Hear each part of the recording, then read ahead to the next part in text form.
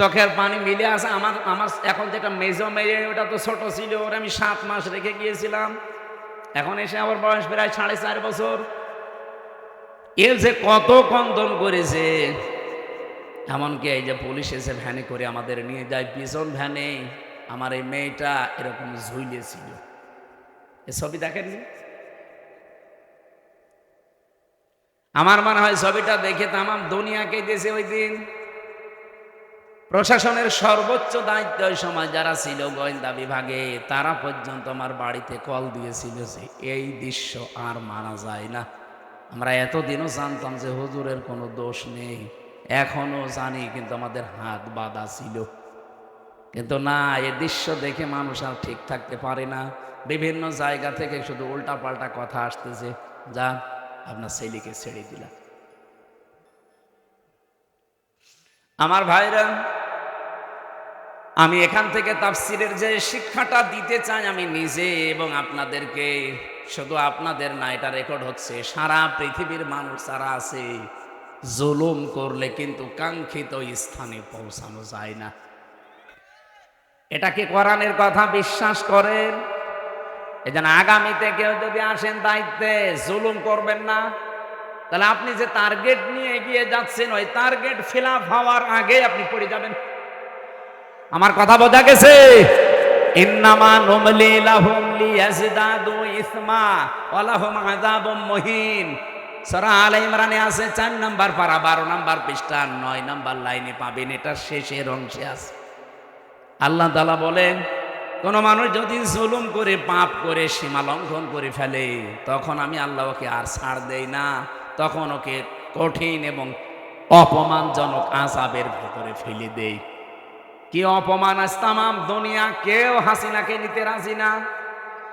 শুধুমাত্র ভারতটাও বিভিন্ন কায়দা কৌশলে রেখেছে। আমি আজকে 7-8টা বিষয় পেয়েছি কেন ওকে রেখেছে। এই যে বিডিআর হত্যা, 57 জন অফিসার হত্যা, বিশেষ করে শাপলা চত্বরে আলেমদের হত্যা, এই 2টা হত্যার পেছনে সরাসরি জড়িত আছে ইন্ডিয়া নিজে।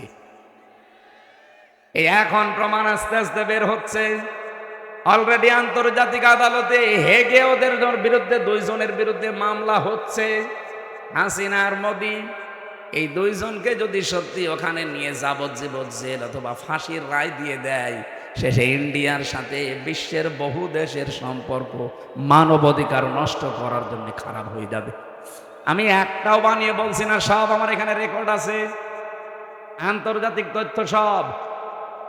মাইক্রোসফট নাম শুনেছেন? 257টা দেশ নিয়ে তারা রিপোর্ট বানিয়েছে, বিশেষ করে বাংলাদেশের শাপলা চত্বরটা নিয়ে। আর ওদিকে বিডিআর হত্যা। কি সমস্যা? কি ওখান থেকে আশপাশে মোবাইল সরান না, এই ডিস্টার্ব করলে তোমার রাগ হয়েছে। মোবাইল আশপাশ থেকে সরান না কেন? এই ভাই, আপনি কি সমস্যা ধরতে পারছেন? হ্যাঁ, সমস্যা ধরে ঠিক করে।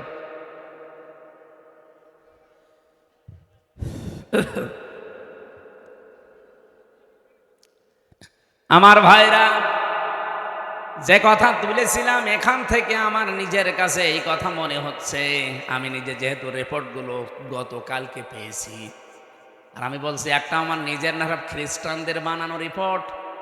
ওরা তো আমার বন্ধু না, মুসলমানদের বন্ধু খ্রিস্টানরা। ওরা যখন এগুলো দিয়েছে আগস্টের 5 তারিখের পর থেকে আজকে মে মাসের 5 তারিখ চলছে, এই একাধারে 9 মাস বারবার ইন্ডিয়া এদিকে বিএনপিকে ধরে, জামাত ইসলামকে ধরে, রাজনৈতিক যত দল আছে বড় বড়, তাদেরকে বারবার, বিশেষ করে সেনাবাহিনী যারা আছে এদেশে, এদেরকে চেষ্টা করেছে যে যে কোনো কায়দায় যেন এটা বন্ধ করা যায়। এটা বন্ধ ইউনুস করেনি, এটা অলরেডি চালু হয়ে গেছে। আন্তর্জাতিক আদালতে মামলা অলরেডি হয়ে গেছে, এখন এদেরকে ডাকা আরম্ভ করবে সামনে। ইন্ডিয়া বেশ ভালোভাবে জানে, প্রমাণ সব তো আছে ইন্টারনেটে। শাপলা চত্বরে কিভাবে কি করেছেন সব প্রমাণ এখন বের করে ফেলছে। পৃথিবী এত উপরে চলে গেছে। এখন যদি সত্যিই মোদির বিরুদ্ধে এই মামলা হয়ে রায় হয়ে যায় হেগে, আন্তর্জাতিক আদালতে হেগে যদি সত্যি রায় হয়ে যায়, আপনি বিশ্বাস করেন সামনে ইন্ডিয়ার সাথে বড় বড় চুক্তি বিশ্বের যেগুলো আছে সব তারা মানব অধিকারের দোহাই দিয়ে বন্ধ করে দেবে। ওদের সাথে ব্যবসার চুক্তি বন্ধ, ওদের দেশের লোক আরো বাইরে যারা আছে ওদের সব পাঠিয়ে দেবে। সে তো ধুতি পইলে আছে, ধুতি খুলে বাকি যা আছে ওটা বেরিয়ে যাবে। ও কি পাগল হয়েছে এমনি? এই কারণে হঠাৎ করে এখন মুসলমানদের উপর অত্যাচার আরম্ভ করেছে, যেন বিশ্বের দৃষ্টি এখন অন্যদিকে যায়। আরে বিশ্বের মানুষ আপনাদের মতো গরুর মুত খায় না।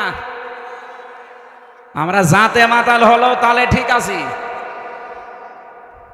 এই জন্য অনেকে এখন মুখ ফিরে নিচ্ছে। কাউকে যখন রাজি করতে পারে নাই, বহুবার চেষ্টা চালিয়েছিল। আপনি দেখেননি বারবার জামাত ইসলাম বলেন, বিএনপি বলেন, রাজনৈতিক দল বলেন, ধর্মীয় যারা আছে তারা বলেন, বারবার আমরা চাচ্ছিলাম তাড়াতাড়ি নির্বাচন দিয়ে দেন। দিয়ে দিলে কি হবে? ইউনূস চলে যাবে, ওরা আবার কনভেনশন করে সব ঠিক করে ফেলবে। আর ও চাচ্ছিল যদি এভাবে অন্তত 2 বছর কেটে যায় তাহলে এ দেশ কন্ট্রোলের বাইরে চলে যাবে। অলরেডি এখন সামরিক একটা ঘাঁটি তৈরি হচ্ছে। আপনি দেখেছেন এই কয়েকদিনের ভেতরে মোদির মুখ শোকাতে শোকাতে এখন মনে হচ্ছে বান্দরের পেছন হয়ে গেছে। সামনে আরো কয়েকটা গেম আসতেছে। ইউনূস ভালো কি খারাপ এটা আমি জানি না, উনি কাকে কে ওনাকে চালাচ্ছে এটা আমার দেখার দরকার নেই। কিন্তু আমরা ইন্ডিয়ার এই বলয় থেকে বের হতে চাই। কারণ এই শয়তানরা 54 বছরে উপকার করেছে যা, যদি 10 টাকার উপকার করে 90 টাকার ক্ষতি করেছে। আর সবচাইতে বড় ক্ষতি হচ্ছে আল্লাহর ঘরগুলো তারা ভাঙছে। এর চাইতে আর কি ক্ষতি হতে পারে মুসলমানের? আমার ঘর ভেঙে দিলে আমার এত কষ্ট লাগতো, এই কথা বলছে না কেন? 1500 বছর আগে একবার আল্লাহর একটা ঘর ভাঙতে এসেছিল। কে? আব্রাহা। কে কি করেছে আল্লাহ দেখেছেন? কাসফিম মাকুল বানিয়ে দিয়েছে। আর এই শয়তানরা আল্লাহর একটা ঘর সে তো ভাঙতে পারে না, শুধু ভাঙার জন্য এসেছিল। আরে অলরেডি ভেঙ্গে ভেঙ্গে সব মাটির সাথে গড়িয়ে ওই জায়গায় এখন মন্দির উদ্বোধন করছে। আর মিথ্যা ধোয়া তুলছে, দিনের পর দিন যায় আর ধোয়া তোলে যে এখানে 500 বছর আগে নাকি মন্দির ছিল।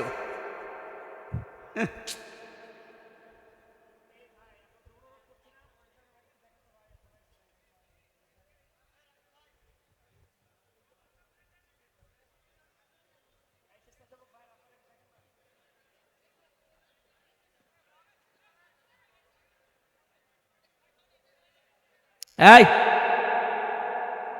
যাক, যার ভালো লাগছে না চলে যাক। ওই একা যাচ্ছে আবার আরেকজনকে ডেকে নিয়ে যাচ্ছে। ওটা ধরেন তো, আপনি আস্তে করে চলে যেতে পারছেন না? নাটোরবাসী যেহেতু রাজনৈতিক মহল অনেক বড়, ওই মানুষগুলো চিন্তা ভাবনা করবে আমি তো আর রাজনৈতিক ময়দানের বড় নেতা না, আমি একজন কর্মী মাত্র। আমি একটু টাচ দিলাম যতটুকু পেয়েছি আপনাদের। জুলুম যারাই করবে, এই যে মোদি আজ যে জুলুম করছে, ও যে টার্গেট নিয়ে যাচ্ছে, কোরআন 100% সত্য বিশ্বাস করি, ও জীবনেও সাদ্দাদের মতো টার্গেটে পৌঁছাতে পারবে না। টার্গেটে পৌঁছানোর আগেই দেখবেন পড়ে যাবে। চা বিক্রি করতো, পরবর্তীতে দেখবেন তামাক বিক্রি করবে, নিচে নামিয়ে দেবেন আল্লাহ। চা বিক্রি করতো, ওরা তামাক বিক্রি করাবে।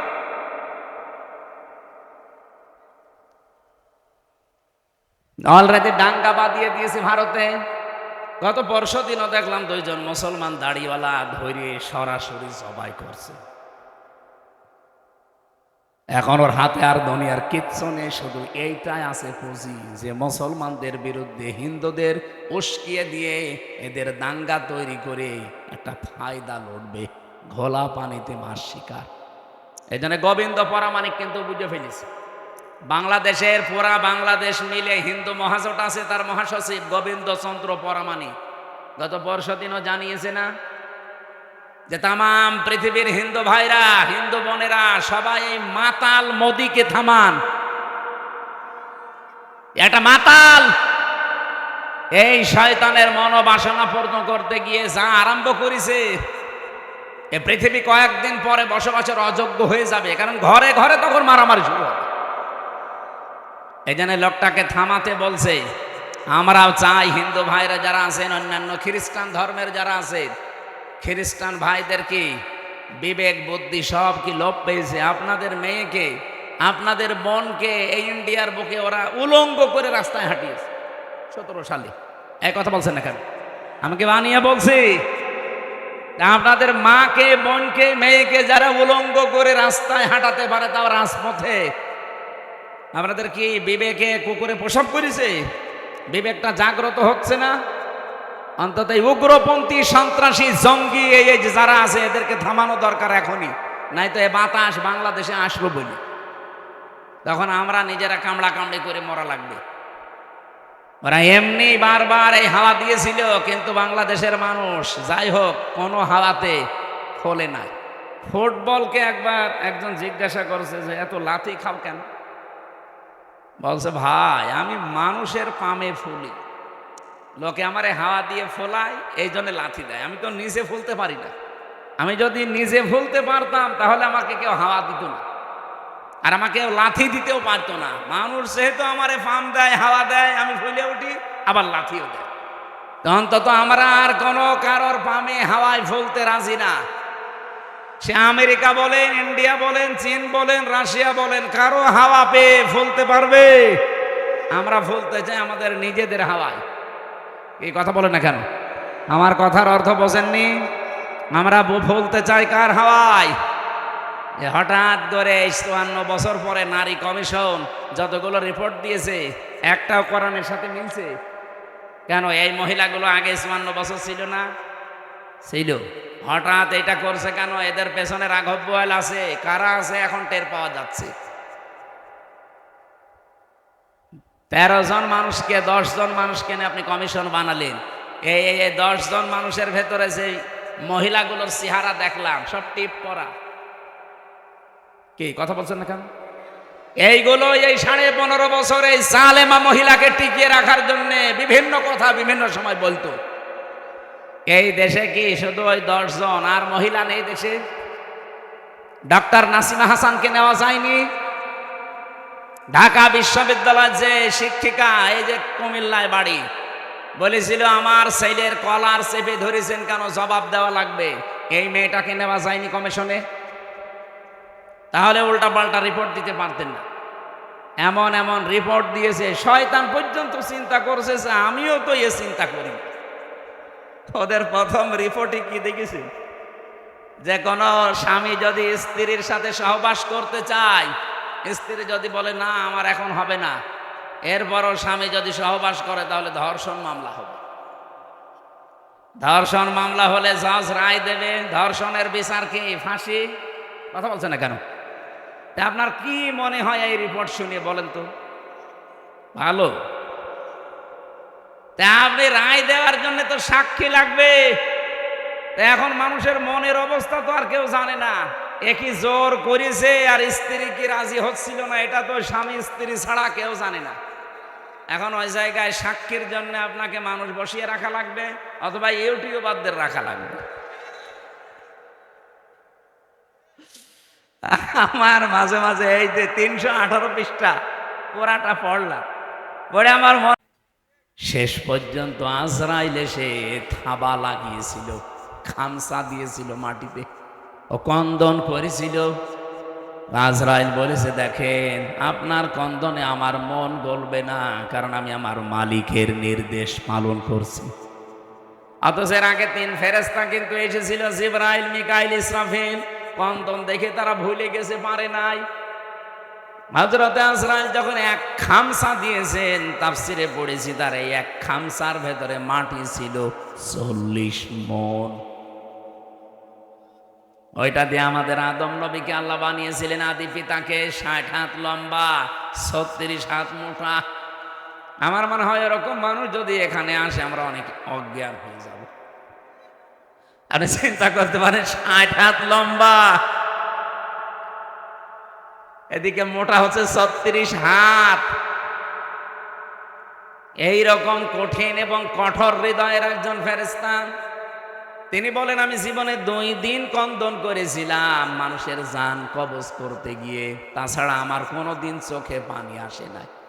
একদিনে আজরাইল এই সাদ্দাত যেদিন জন্ম নেয় ওই দিন, আর এই আর একদিন যেদিন ও মারা যায় ওই দিন। ও জন্ম হয়েছিল নদীর ভেতরে, সাগরে জাহাজ ডুবে গেলে ওর মা একটা কাঠের উপরে তক্তার উপরে ভাসছিল, ওই সময় ওর জন্ম হয়। কাঠটা বুকের উপরে রেখে দিয়ে সন্তানটা কাঁধের উপরে রেখে এভাবে কষ্ট করে করে চলছিল। হঠাৎ আল্লাহ বললেন, আজরাইল এই মহিলার জান কবজ করে নিয়ে আস। আজরাইল এসেছিল, দৃশ্য দেখে বলছে, আল্লাহ ওই সাগরে এই ছেলেটা তোমারে যা বলেছে কাজ করে আসো, কিছু দেখা লাগবে না। ও কিন্তু জান কবজ করার পরে মেয়েটা পানির নিচে তলিয়ে গেছে, আর এই বাচ্চাটা সাগরে ভাসছিল এই কাঠের ওপরে। ভাসতে ভাসতে এক কিনারায় পৌঁছিয়ে দিয়েছে ঢেউ তাকে, বাঘে নিয়ে তারে মানুষ করে বাঘের দুধ খেয়ে লোকটা বড় হয়েছে। বলেন তো কোথা থেকে কোথায় নিয়ে এসেছে আল্লাহ তাকে? এই লোকটা যেদিন হুদ নবীর কাছে নিজের পরিচয় দিয়ে যে জান্নাত জাহান্নামের কথা তুমি শোনালে, তোমার ওই জান্নাত আমার লাগবে না, আমি নিজে জান্নাত বানাবো। 20 বছর সময় নিয়ে 22,000 শ্রমিক কাজে লাগিয়ে ওর আয়ত্তে ওর রাজ্যে যত সোনা রূপা ছিল সবগুলোকে একত্রিত করে ইট বানিয়েছে সোনা রূপা এগুলো দিয়ে দিয়ে। জান্নাতের ভেতরে ছোট ছোট খোপড়ি ঘর বানিয়েছে। হোর আর গেলমানের নাম শুনেছিল, এই জন্য এলাকায় যারা যুবক যুবতী আছে 16 থেকে 30 বছর এই বয়সের উঠতি বয়সের যুবক যুবতীদেরকে নিয়ে ওই ঘরের ভেতরে ও বলেছে এটা হোর আর গেলমান। জান্নাত আজকে উদ্বোধন করবে। আমি ঘটনা বলার জন্য এখানে একটা শিক্ষা আছে, ভালো করে শুনবেন, কারণ আমাদের জন্য সামনে এটা হাসতে পারে। জান্নাতে যখন মেন গেটে যাবে আজকে উদ্বোধন করার জন্যে, একটা পিপিলিকা যাবার মতো কোনো রাস্তা নেই, এত কড়া পাহারা চলছে। হঠাৎ করে দেখে জান্নাতের মেন গেটে একজন ফকির বেশে লোক বসা। তো দেখেই রেগে গেছে, এখানে ঢুকলে কি করে? ফকির বেশে লোকটা বলছে, বাদশাহ একটু মাথা নিচ করেন ঘোড়ার পিঠ থেকে, আমি একটা কথা আপনাকে শোনাবো। বলে এখন না, পরে তোমার কথা শোনা যাবে, আমি আগে জান্নাত উদ্বোধন করে নেই। হযরতে আজরাইল ছিল ফেরেশতা, অনেক ডাক দিয়ে বলছে, দেখেন আমি একবার যার কাছে আসি জীবনে ডবল আমার আর আশা লাগে না। আমি ফকির বেশে এসেছি, মনে হচ্ছে ফকির, আমি কিন্তু দুনিয়ার সাধারণ ফকির না, আমি আজরাইল। এই জানটা কবজ করবে। আল্লাহ রাব্বুল আলামিন নির্দেশ দিয়েছেন, ইযা জাজালুহুম লা ইস্তাখিরুনা সাআতাও ওয়া লা ইস্তাকদিমুন।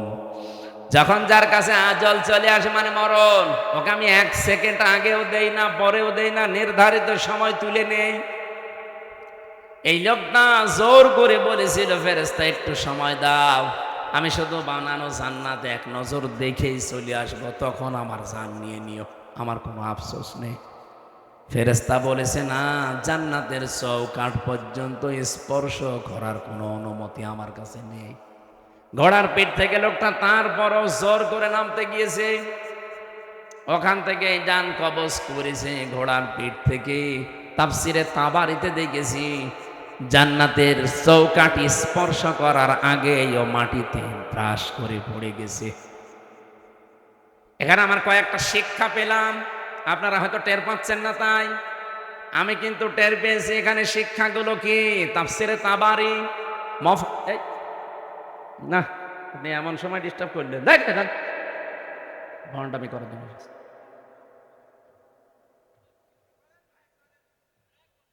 মেন সময় এসে ভণ্ডামি। এখানে আর আসবেন না। সাতা এত কষ্ট করে একটা বান্দাইল দিলাম, এক বেদের মেয়ে এসে বান্দাল দিল। বলেন তো একটা মেন সময় না? আমি কয়েক শিক্ষা করে বের করবো। ওরা এখানে আসতে বলে ওর ভিডিও করার দরকার কি? ওর কানের নিচে দুইটা দিন তো জুড়ে। পাগল ছাগল। এইদিকে তাকান, মোটটাই গেছে। আমি একটা লাইনে ছিলাম না, ওরে মনে বলছে এখন ধরে আমি সবাই শয়তান শয়তান।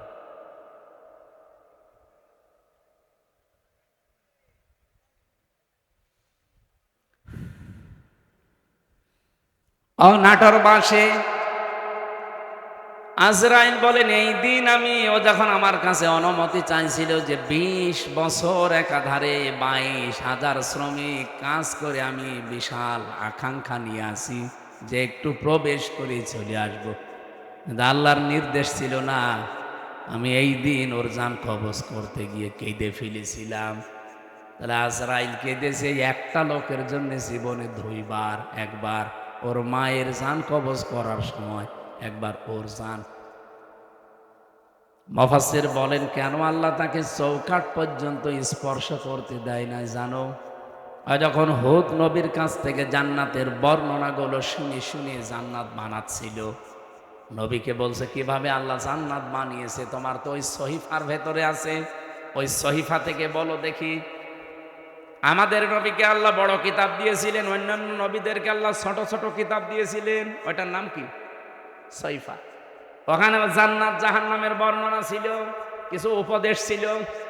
ওখান থেকে বর্ণনা শুনে শুনে যে জান্নাত এইভাবে এইভাবে আল্লাহ বানাবে, ও ঠিক ওই কায়দায় বানিয়েছে। যেহেতু স্বর্ণ রাখবে, রূপা লাগবে, স্বর্ণ এত পাওয়া যাবে কোথায়? যেখানে যা পাওয়া যায় নিয়ে আয়। ওই দেশে একটা বিধবা মেয়ে লোক, মা বাবা নেই, কিছুদিন আগে বিয়ে হয়ে স্বামীটা গেছে মারা। ওর পাইক পিয়াদা যারা আছে ওরা সেই মেয়েটাকে বলছে ওইটা দিয়ে দাও, বাদশার স্বপ্ন পূরণে জান্নাতে কাজে লাগবে। মেয়েটা ওই দিন মাথায় গড়াগড়ি দিয়ে, মাটিতে গড়াগড়ি দিয়ে বলেছিল এটা নেবেন না, এটা আমার জীবনের শেষ সম্বল, আমার মা বাবা নেই, আমার স্বামীটাও নেই। জোর করে বাদশার এই স্বপ্ন পূরণের জন্য নিয়েছে। ওদিন মেয়েটা মাটিতে গড়াগড়ি দিয়ে এমন কন্দন করে বরদোয়া দিয়েছিল, রব্বুল আলামিন আমার জীবনের শেষ সম্বলটুকু যে কেড়ে নিল, তাকে তুমি তার বানানো জান্নাত উদ্বোধন করা বসবাস করতে দিও না। আমি হাদিসে পড়েছি তাকি দাওয়াতাল মাজলুম ফাইন্নাহা লাইসা বাইনাহু ওয়া বাইনাল্লাহি হিজাব, মুসলিম শরীফের হাদিস। নবীজি বারবার উম্মতদেরকে নিষেধ করে গেছেন, উম্মতেরা আর যাই করো, মাজলুমের বরদোয়া থেকে নিজেকে বাঁচিয়ে রাখবা সব সময়, কারণ মাজলুমের বরদোয়ার আল্লাহর ভেতরে কোনো হেজাব থাকে না। এই মেয়েটা যখন মাটিতে গড়াগড়ি দিয়ে কেঁদে কেঁদে বরদোয়া দিচ্ছিল, আমার আল্লাহ ওই দোয়াটা সঙ্গে সঙ্গে কবুল করে নিয়েছে, কারণ কোনো পর্দা নেই। এই লোকটা যেদিন উদ্বোধন করবে, দেখা তো দূরের কথা, চৌকাঠ পর্যন্ত স্পর্শ করতে পারে নাই ওই মেয়েটার বরদোয়ার কারণে। কি বুঝলেন আপনি এখান থেকে? কত জায়গায় কত অত্যাচার জুলুম করেছিল, কিন্তু এই একটা বিধবা, স্বামী হারা, মা বাপ হারা এতিম মেয়ের শেষ সম্বলটুকু কেড়ে নেওয়ার কারণে আল্লাহর আরশ পর্যন্ত ধাক্কা খেয়েছে। আপনি বলতে পারেন না যে 15.5 বছরে কত মানুষের আহাজারি এই জালেমার সাথে লেগেছিল, এমনি আল্লাহ এভাবে ধরেছে, কল্পনার বাইরে ছিল। আগস্টের 5 তারিখের 2টা পর্যন্ত কেউ জানে না যে ও পালাবে।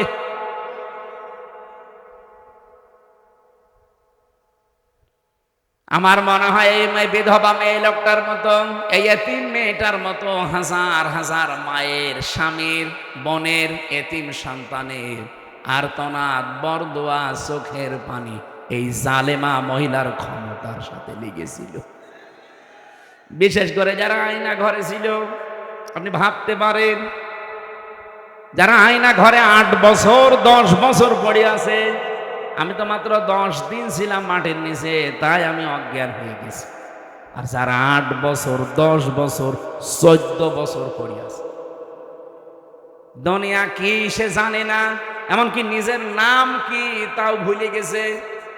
আমার নাম যে ব্যারিস্টার আরমান, সে নিজেও জানে না। আরে ভাই, 10 বছর 12 বছর একটা লোককে যদি কেউ না ডাকে, ওর নাম মনে থাকবে কি করে? ওরে তো কেউ ডাকে না। ও লোকটা জানে না যে এখন দিন না রাত, এটা যে কোন বছর চলছে তা ওর জানা নেই, এটা যে কোন মাস চলছে, কি বার আজকে, কয়টা বাজে, কিচ্ছু জানে না। আন্দাজে নামাজ পড়তাম। আমি তো 4 ওয়াক্ত নামাজ একসাথে পড়েছি, কারণ আমি জানি না যে এখন কখন কি। আমার মাজায় দড়ি লাগিয়ে চোখে ওই কালো কাপড় বেঁধে, পেছনে হ্যান্ডকাপ দিয়ে, পায়ের সাথে ডান্ডা বেড়িতে মানে 11 ঘন্টা টাঙিয়েছিল। মানে পাটা আমার উপরে ছিল, মাটিতে ছিল না। মাঝে মাঝে ফেলতে গেলেই ওই সিসি ক্যামেরায় দেখে দেখে গরম দিত। আপনি 1, 2, 5 ঘন্টা না, 11 ঘন্টা। এদিকে দুপুর বেলা নিয়ে গেছে 1:30টার দিকে, রাত 11:30টার সময় নিয়ে আসতেছে। আপনি হিসাব করেন তো কত ঘন্টা হয়। এর ভেতরে মাত্র 2 বার আমাকে নামিয়েছে। আমি শুধু প্রসাব করার জন্য বলেছিলাম যে আমি টয়লেটে যাবো, ওই 1.5-2 মিনিট সময় যা পেয়েছি অতটুকুই। এর ভেতরে আমার আর কোনো খাওয়া দাওয়া নেই। এর ভেতরে আমার সাথে হয় 5 ঘন্টা 7 ঘন্টা পরে হঠাৎ করে একটা গরম দিয়ে ওঠে, কারণ মাটির নিচে খালি পানির আওয়াজ পাওয়া যায়। আমার মনে হয় পাশ দিয়ে কোনো ড্রেন ছিল, অথবা টয়লেটের কোনো জায়গা, কেউ পায়খানা করলে ওই পড়ে, ওই তখন আওয়াজ হয়।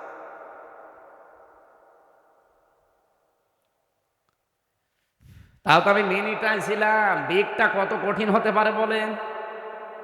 আমি ব্যারিস্টার আরমান ভাইয়ের মুখে নিজে শুনেছি, যেদিকে 3.5 হাত, এদিকে 3.5 হাত, সামনে আবার একটা টয়লেট দেওয়া আছে।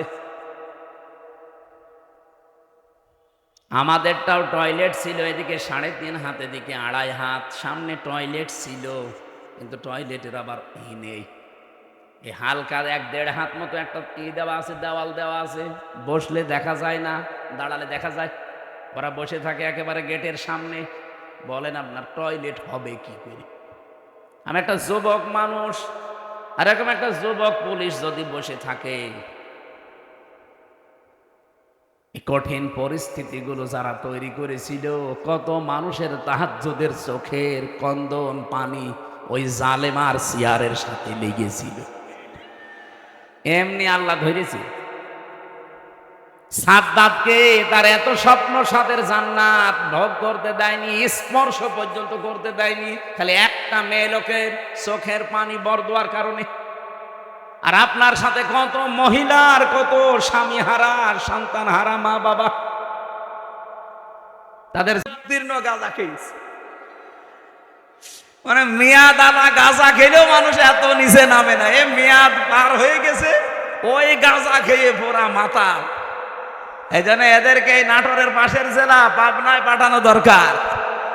এরকম মানুষ বাইরে থাকলে সব সমাজ নষ্ট করে ফেলবে। কথা বলে না কেন?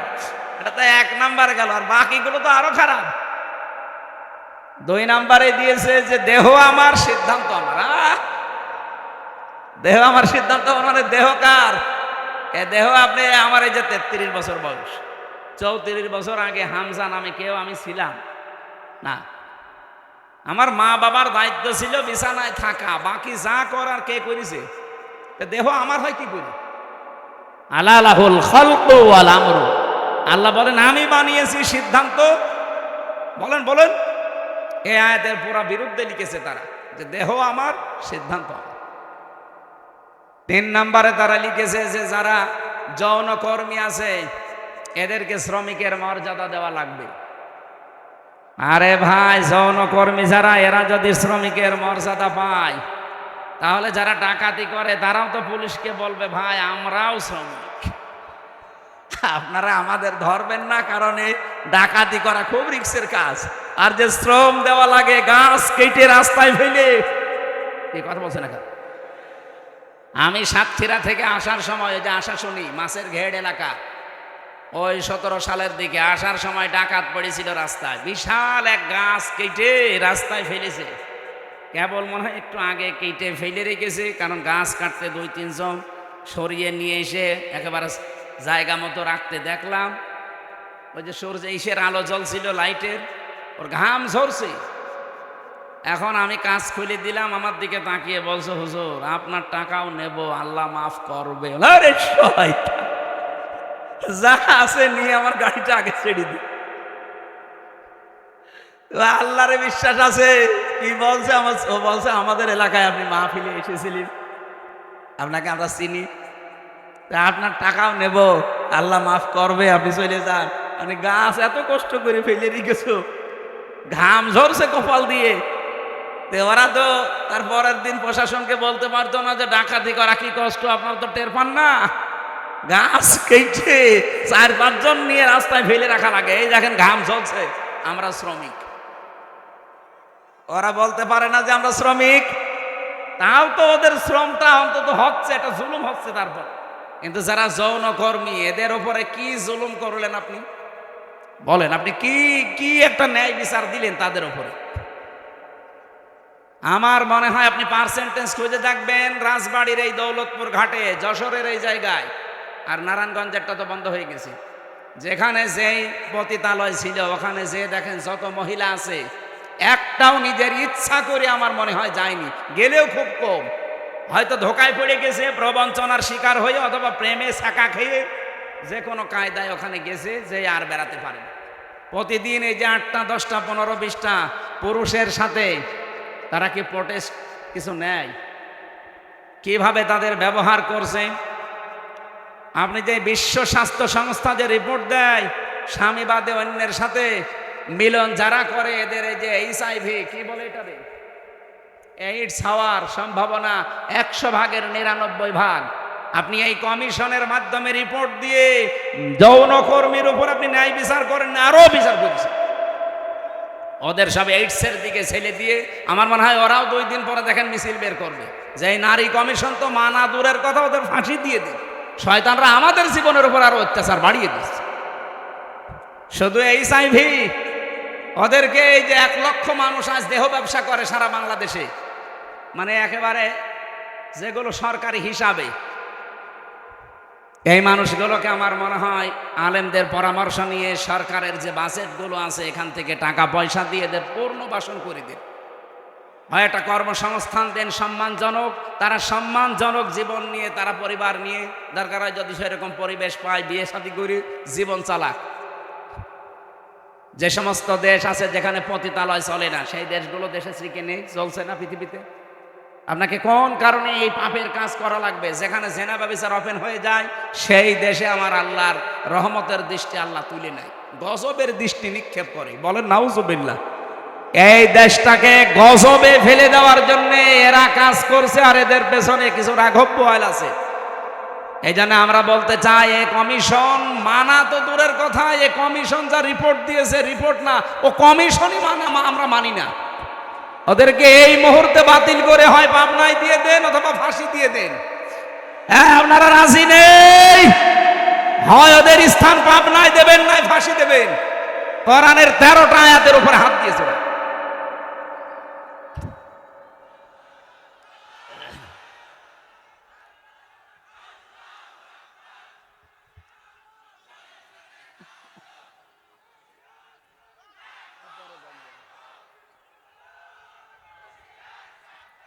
আমার ভাইরা,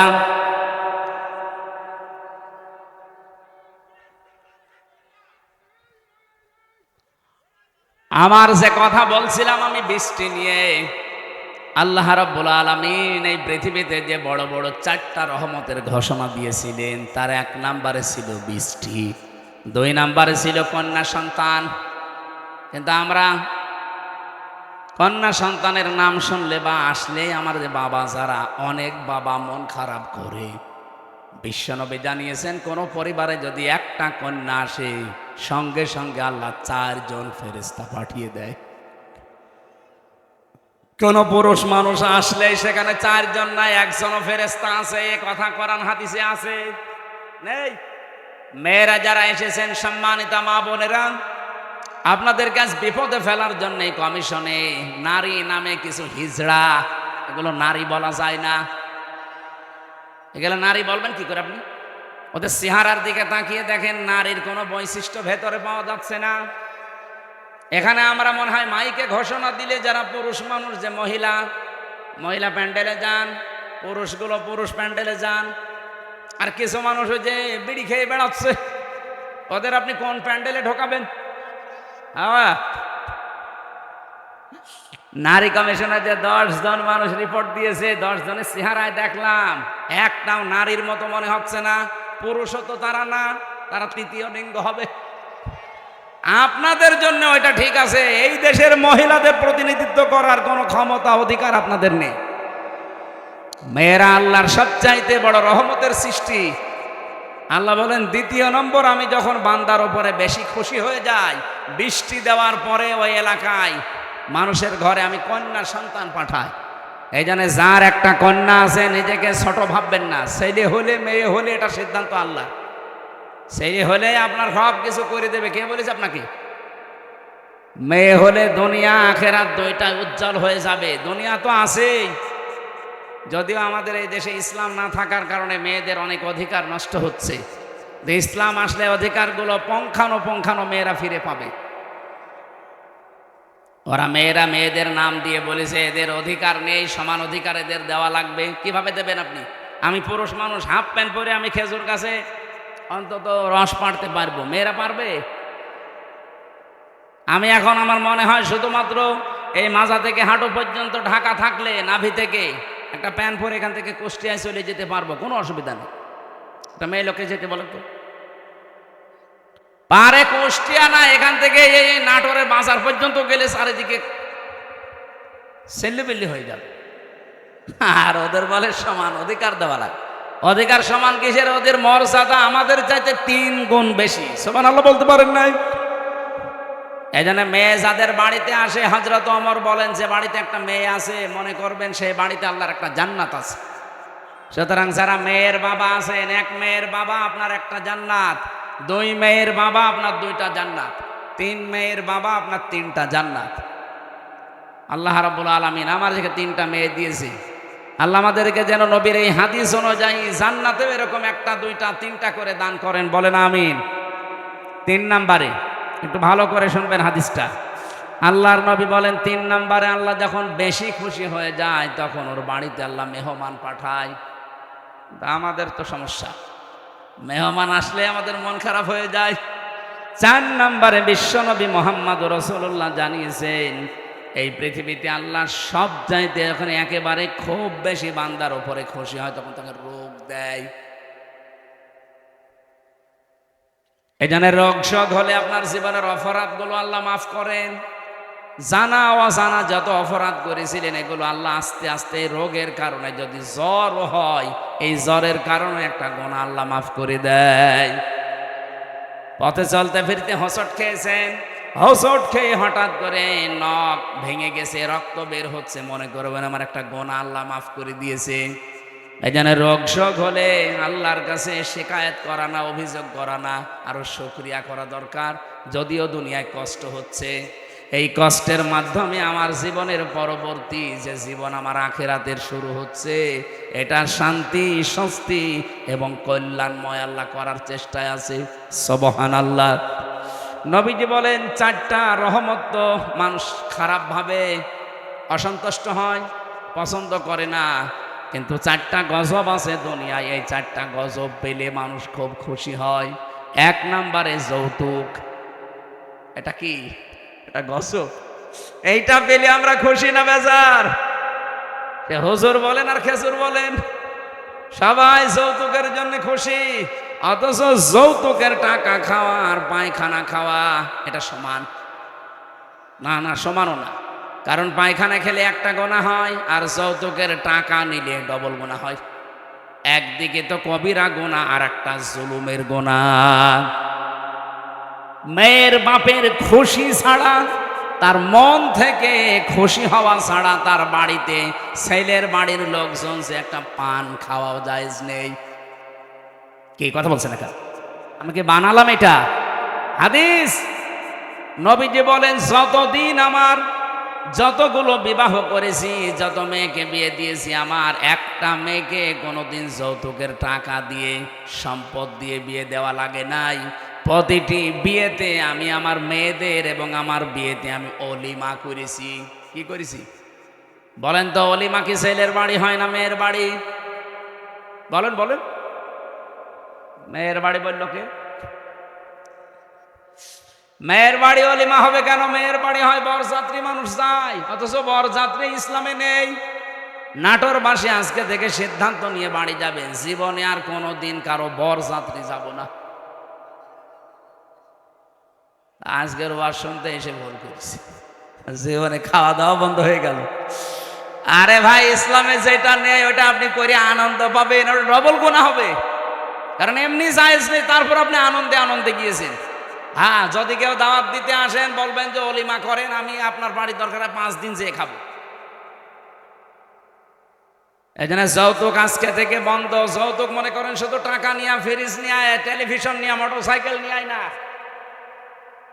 মেয়ের বাবার বাড়ি থেকে যদি তার অনুমতি ছাড়া, তার খুশি ছাড়া যদি একটা পানও কেউ খায়, ওইটাও যৌতুক। ছেলে খাক, ছেলের বাবা খাক, আপনি ছেলের আত্মীয় স্বজন যে খাবেন কি করে? আশা করছে এটা আজকে থেকে বন্ধ করে দেয়। এটা হিন্দুদের কালচার, আমরা মুসলমানরা এটা মানতে পারি না। 2 নম্বরে এটা একটু সমস্যা আছে, এটা বলবো। নবীজি বলেন সবচাইতে বেশি আমার আল্লাহ খুশি হয় ওই 4টা কাজ করলে: বৃষ্টি হলে, কন্যা সন্তান হলে, মেহমান আসলে, আর রোগ ব্যাধি হলে। আর সবচাইতে বেশি আমার আল্লাহ নারাজ হয় কিন্তু আমার বান্দা বান্দিরা খুশি হয়। 1 নম্বরে যৌতুক, 2 নম্বরে গীবত। এই গীবত করলে মানুষ খুব খুশি হয়, অথচ আমার আল্লাহর আরশ পর্যন্ত কম্পন ধরে। জীবনে যদি আপনার নেকির কাজ কমও থাকে ভাইরা, আমি আহ্বান জানাচ্ছি, আপনার নামাজ, রোজা, হজ, যাকাত, দান, সাদকা, জীবনের আমল আখলাক কম হয়েছে, আল্লাহ মাফ করে দেবে। কিন্তু গীবত যদি আপনি কারো করে থাকেন, ওটা আবার শোধ দেওয়া লাগবে। যেই দোষ যার ভেতরে নেই, ওইটা যদি তার উপরে আপনি চাপিয়ে দিয়ে ওটা বলতেই থাকেন, তাকে কালার করার জন্য চেষ্টা করেন, এটা তখন আর গীবতও থাকে না, তখন তোহমত হয়ে যায়। আর এটা বাংলাদেশে সবচাইতে বেশি চলছে। এই কথা বলছেন এখানে কত মানুষ এখনো বিভিন্ন জায়গায় বসে আছে, দেখে তারা গীবত চালাচ্ছে। গীবত করলে মানুষ খুশি হয় কিন্তু আমার আল্লাহ বেজার হয়ে যায়। 3 নম্বরে সবচাইতে বেশি খুশি হয় মানুষ মিথ্যা বললে, কিন্তু আমার আল্লাহ নারাজ হয়। 4 নম্বরে আল্লাহ পাক সবচাইতে বেশি নারাজ হয় সুদ খেলে, কিন্তু মানুষ খুশি সুদ পেয়ে। এখানে আমার বিশ্বাস অনেক মানুষ এখানে বসে আছে যারা টাকা ছেড়ে রাখে। 1000 টাকা দিলে বছর মাসে মাসে 100 টাকা বেশি দেয়। এলাকায় নেই এটা? এই সুদের সাথে যারা জড়িত আছেন, টাকা ছেড়ে রাখেন, টাকা আসে, আপনি লিখে নিতে পারেন আপনি মায়ের সাথে এখনো জেনা করছেন। এই কাজে যারা আছেন এই মুহূর্তে তাওবা করে ছেড়ে দেওয়া লাগবে। যারা যারা রাজি আছেন তারা হাত তোলেন তো, অসুবিধা নেই, তোলেন। যারা ছেড়ে রেখেছেন তোলেন। আপনি বুঝে ফেলেছেন, চালাক আছে নাটোরে মানুষ, কাঁচা গোল্লা খাওয়া মানুষ তো খুব চালাক আছে। তুইলে আবার নামিয়ে ফেলিস না। আমি জানি এখানে বহু মানুষ এরকম আছে, সেই মানুষগুলো টাকা ছেড়ে রেখে এসেছে, মাহফিল শেষ করে ওই টাকা সকালে যেয়ে তুলবে। সুদের টাকা তুললে সবচাইতে নারাজ হয় বেশি কে? আর সবচাইতে বেশি খুশি হয় সে নিজে। সুতরাং এই 4টা রহমত, 4টা গজব, বেজার হয় আল্লাহ 4টা কাজে, আর আমরা নিজেরা বেজার হই 4টা কাজে।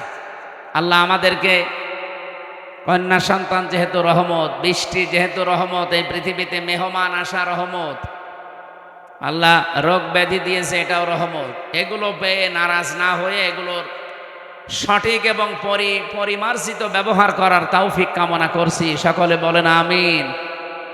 আমার আজকের আমি বিষয় আলোচনা সাজিয়েছিলাম যে আল্লাহর দল কারা। আল্লাহর দলের বৈশিষ্ট্য। এই পৃথিবীতে এখন দল কত আছে আপনি হিসাব করতে গেলে কলম খাতা নষ্ট হয়ে যাবে। বাংলাদেশে প্রায় ৭৩টার উপরে দল আছে। আমি অল্প কথায় মেন কথাগুলো, অল্প সময় মেন কথাগুলো বলতে চাই। একটু বসেন, জবান খুলে সূরা মায়েদার এই ৫৪ নম্বর আয়াত, মেন কথাগুলো বলবো ইনশাল্লাহ। আল্লাহ পাক বলেন, ইয়া আইয়ুহাল্লাযীনা আমানু মাইয়ারতাদ্দা মিনকুম আন দীনিহি ফাসাউফা ইয়াতিল্লাহু বিকওমিন। ঈমানদারেরা, এই পৃথিবীতে কোনো মানুষ যদি আল্লাহর দিন থেকে ফিরে চলে যায়, আল্লাহর ইসলাম থেকে, তোমাদের ভেতরে সেই চলে যাবে, সঙ্গে সঙ্গে আমি আল্লাহ একটা নতুন সিদ্ধান্ত নিয়ে ফেলি। ফাসাউফা ইয়াতিল্লাহু বিকওমিন, এমন একটা দল, এমন একটা জাতি, এমন একটা গোষ্ঠী তৈরি করে দেই, ইউহিব্বুহুম ওয়া ইউহিব্বুনাহু, যারা আমি আল্লাহকে ভালোবাসে, আমি আল্লাহ নিজেও তাদেরকে ভালোবাসি। বলেন সুবহানাল্লাহ। অনাটোরবাসী, যেহেতু এই দেশে এখন প্রায় ৭৩টার উপরে শুধু দল চলছে, ৪৯টা আছে রাজনৈতিক নিবন্ধিত দল, বাকি আছে নিবন্ধনের বাইরে।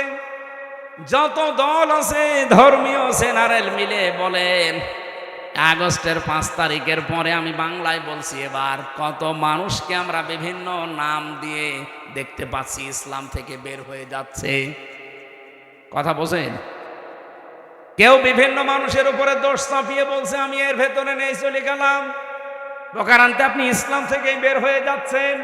ইসলামের একটা বিধান যদি কারো ভালো না লাগে, তার মানে আপনি তো আর আমাকে ভালো লাগে না তাই জন্যে চলে যান না। আপনার ইসলামের বিধান ভালো লাগে না, তার মানে আপনাকে ভালো লাগছে না কার? বলেন বলেন। আপনি প্রকারান্তে আল্লাহকেই যেন বলছেন যে না, এ বিধান দেওয়া ঠিক হয়নি। হামজা তো বাবার কথা জীবনও বলতে পারে না, ও বলবে আমার আল্লাহর কথা।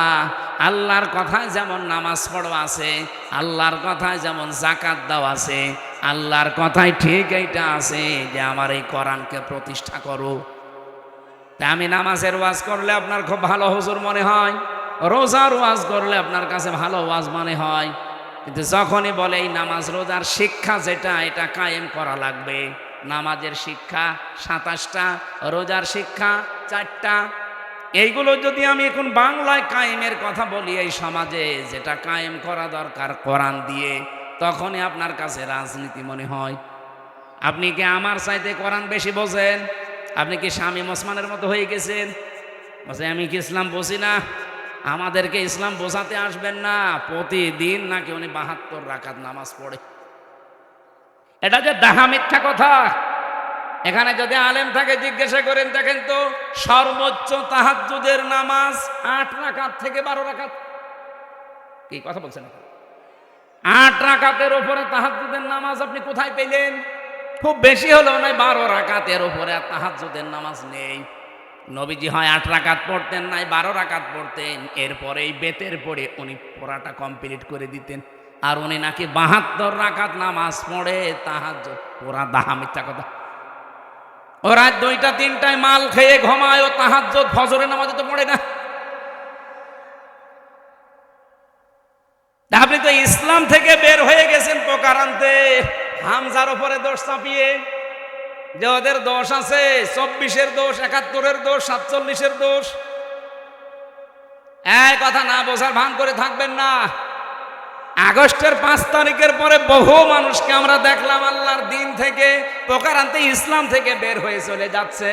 ওরা আমাদের ভয় দেখাতে চায় যে আমরা চলে গেলে তোমরা নিরুপায় হয়ে যাবে। আরে ভাই, ইসলাম তো আর আমার না, আর আমি ইসলামের মালিকও না, ইসলামও আমার না, ইসলামের মালিকও আমি না। আমার মালিকও আল্লাহ, ইসলামের মালিকও আল্লাহ। আমি শুধু খাদেম। কথা বলুন। আমি খেদমত করছি, আমার একটা পাওনা বাকি আছে। এই যে সভাপতি সাহেবকে যদি উনি বলে এই জমিনটা আমার, আপনারা কাজ করেন, সারাদিন করেন, বিকাল ৫টায় আপনাদের বেতন দিয়ে দেব। এখন বলেন তো জমিনের মালিক কি? আমি মালিক উনি না? আমরা কি কামলা, খাদেম, কাজ করে খাই? এই জমিনও আমার না। জমিনে যেটা আমরা বপন করছি, এই বীজ বা ধান লাগাচ্ছি, চারা, এগুলোর মালিকও আমরা না, সবের মালিক উনি। আমরা শুধু টাকা পাওয়ার আশায় আছি, বিকাল 5টায় বেতন দিয়ে দেবে, ওইটা নিয়ে আমার সংসার চলবে। নাটোরবাসী, এই বাংলাদেশের এই জমিনটা আমার আল্লাহর, এ কোরআনও আল্লাহর। জমিনে আল্লাহর, কোরআন আল্লাহর, ওনার জমিনে ওনার আইন, ওনার কোরআন প্রতিষ্ঠা করবে। এই দেশে যারা আল্লাহর খাদেম, গোলাম, বান্দা, তারা